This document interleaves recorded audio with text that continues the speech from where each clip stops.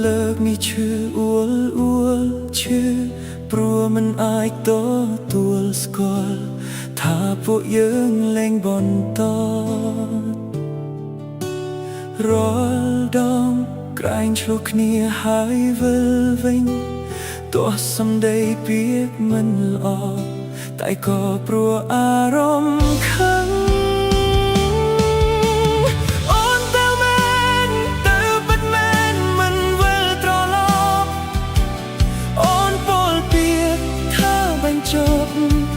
ស្នេហ៍ក៏ចប់ងាយ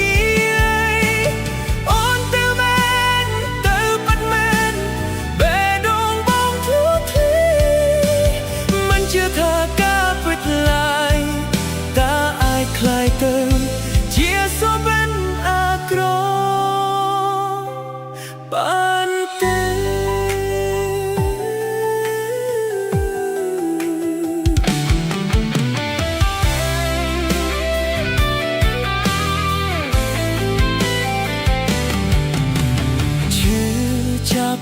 เลิกมีชื่อអួ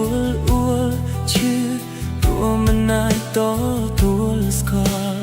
ថាពួកយើងលែងបន្តរាល់ដងក្រែងឆ្លោះគ្នាហើយវិលវិញទោះសំដីពាក្យមិនល្អតែក៏ព្រោះអារ